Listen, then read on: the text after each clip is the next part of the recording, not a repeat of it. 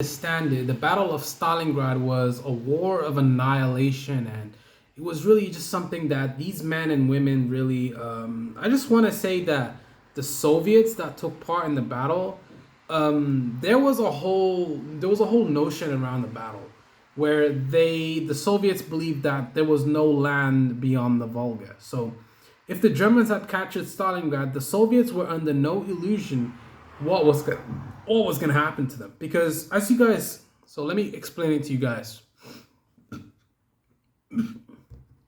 The Caucasus oil fields, Maikop and Grozny, those are the oil fields in the Caucasus.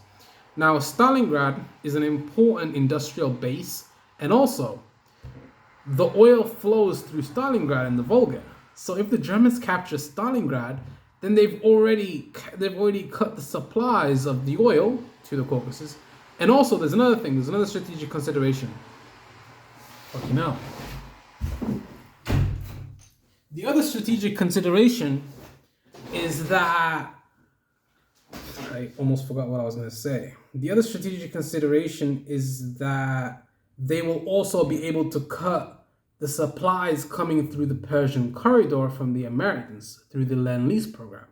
So the Soviets would lose all of their oil shipments coming from the Caucasus, and coupled with the fact that they would also lose 50% of the supplies coming through the Persian corridor.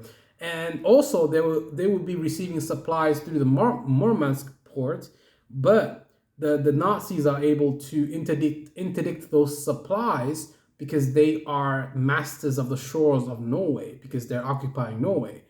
So the easiest way of receiving shipments would be by sending it to the far east of the Russian shore, which is close to America, or the Persian corridor. Now, if the Persian corridor is cut and the Murmansk shipments are not really going through as well, then the Germans would have the upper hand, because then the Soviets would not be getting the supplies, and then that would definitely fuck up their whole chain of command, like, because their trucks will not be running, their planes won't be running. And you need oil. Without oil, that's the lifeblood of your army.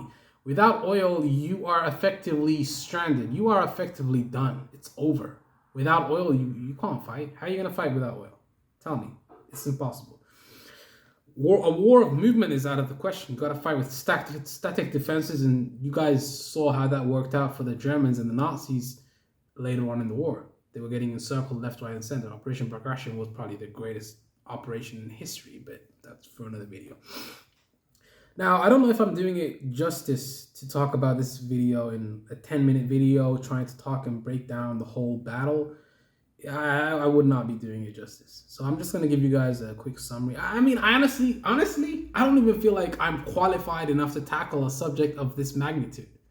This is one of the most important battles of our lifetime. I mean, this is the turning point of World War II. This is the moment that the Nazis were defeated and they were shown to be human beings. Because before that, the Soviets didn't believe the Nazis could be defeated. The Soviets didn't believe that the Nazis were human. So, just cutting them and just beating them at their own game, and just encircling them and making and you guys, well, I'm not even talking about the actual battle. I'm kind of sidestepping it, but do you guys realize how bad it was in the castle? How bad it was for the 6th Army when they were encircled? They had to eat cats, dogs, rats, mice, horses. They had to slaughter horses and stuff like that. They had no more supplies. I mean, the German Luftwaffe couldn't even supply. They needed 800 tons. This is from Kurt Metzger, the head of the Luftwaffe. He said, the chief quartermaster of the 6th Army, he said that they needed 800 tons.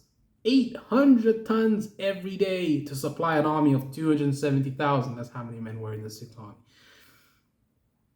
And they weren't able to do it, It's just really interesting how Goering lied to Hitler. It's just interesting how the chain of command worked and all of those little details, and how Churikov, head of the 62nd Army, he would make sure that his headquarters are as close to the Germans as possible, so that he can take away their advantage. Their advantage is that they have control of the skies, but if you are able to bring their headquarters, let me try and show you guys this really well. So if their headquarters are really close, then the airplanes and the Luftwaffe won't be able to help them because they would be scared of attacking their own soldiers. And that's another thing. So, and then the artillery also can't be utilized because of the close fighting. So then you would be attacking your own men, you'd be winning your own soldiers. So it would be wouldn't really make sense, right? So Chukov was a brilliant general, and the thing about that was the entire time that Chukov was holding on and keeping the Nazis at bay, and holding on to, what was he holding on to, 10% of the city? Like, he had control of the Germans had control of virtually the entire city, but they didn't take it completely.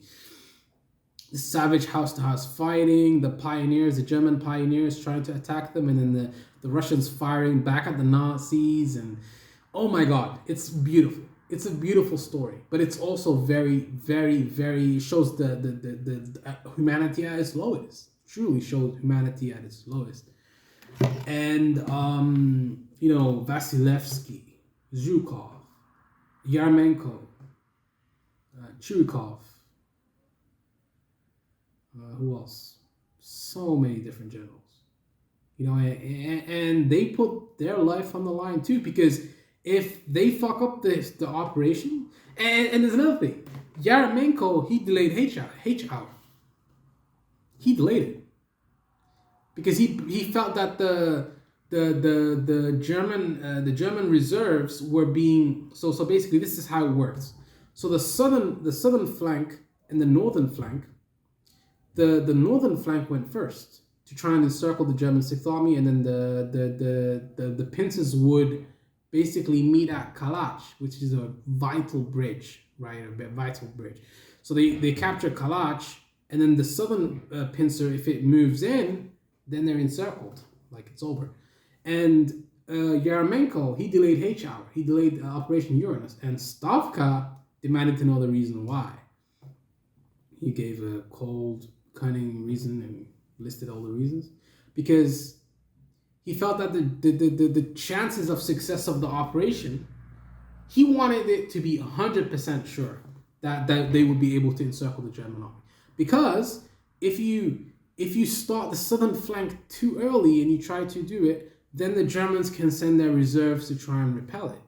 So what you want is to delay the southern flank, because the Germans will use all of their reserves to try and cover the northern flank, and then the southern flank can just rip through, and then they have to divert the resources again, and then that's gonna make your encirclement a lot easier. And that's another thing.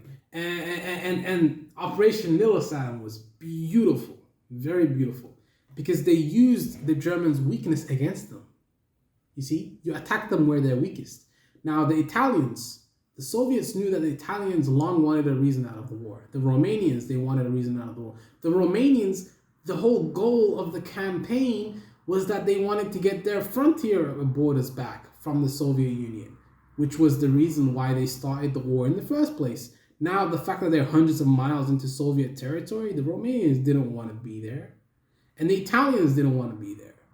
So the Soviets used that against them. And the fact that the Romanians and the Italians were not properly supplied, they didn't have the anti-tank weapons to defend the attack against the Soviets.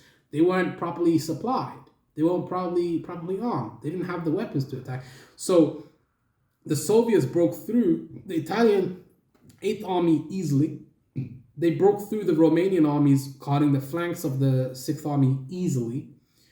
And Operation Uranus came to be. Operation Little Saddle was beautiful. Operation Mars, a lot of people say that this operation was stupid. It didn't hold any sense of urgency. But the reason the operation happened, and this kind of flew over a lot of people's head, Operation Mars was so that the Germans would not send any resources or reserves from other fronts. It served a purpose. The purpose was a diversionary attack to Army Group Center, so that no troops from Army Group Center would help Army Group South. Dude, come on, guys. Like, let's not be stupid. Like, the strategy was so that the Germans would not divert any of their resources from Army Group North or Center. Army Group North is too far away anyway, so they won't be able to effectively impact the battle in time. Army Group Center, however, is not that close, but they have an opportunity, they have a chance. So you want to make sure that they don't send any more resources there so that they can defend the Sixth Army. Beautiful. In Operation Winterstorm, the operation to take out the German Sixth Army from Stalingrad and to break them out was pretty smart. But the Soviets counteracted that with Operation Little Saturn, and that made sure that Erich von Manstein had to drive to the Italian Eighth Army's position to try and save the Italian Eighth Army and plug that gap. They have to. They have no choice but to plug that gap.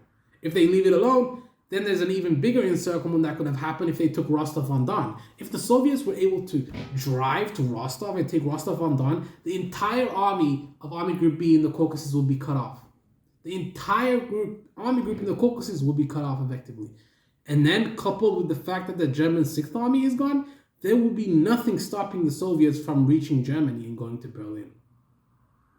And that's a fact. And that's a fact. And von Manstein knew this, and Hitler knew this. And that's the reason why the German Sixth Army was told to hold out and they weren't broken out.